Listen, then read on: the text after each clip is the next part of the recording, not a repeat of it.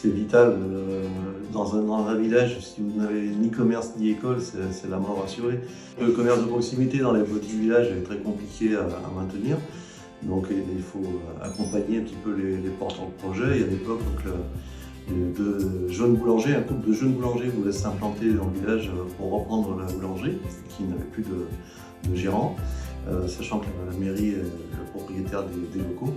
Et donc avait la volonté, la motivation, le projet, mais manquait de financement. On s'est dit, des gens comme ça, il faut vraiment les accompagner, parce qu'aujourd'hui, c'est surtout les volontaires qui manquent, et plus que les ressources. Et donc, on a décidé de les accompagner avec une aide en fait, cumulée de la région et de la commune. Dans le cas présent, ça a été de l'aide pour l'achat du matériel, c'est-à-dire que la région aide jusqu'à 10 000 € les commerces comme ça qui ont besoin d'acquérir du matériel, de refaire une vitrine, une façade, des aménagements, une accessibilité pour les PMR. Voilà.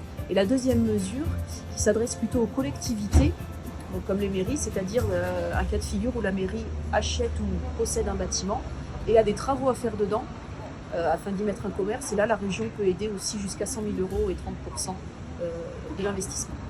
Là, d'avoir à proximité la boulangerie, l'école et puis notre commerce associatif, le comptoir du village, qui est un commerce multiservice alimentaire, c'est vraiment le lieu de vie du village, là où tout le monde se retrouve, discute, échange.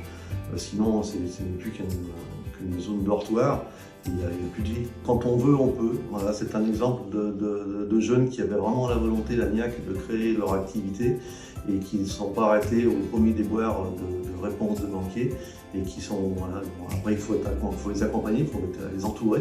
Donc avec les services de la communauté de commune, on a su le faire. Et donc on peut se féliciter de ça. Et maintenant, après, à eux de jouer aussi. Hein. Il faut aussi que le boulanger fasse du bon pain, c'est la moindre des choses. Et puis qu'il soit commerçant, mais là-dessus, on n'a pas de doute.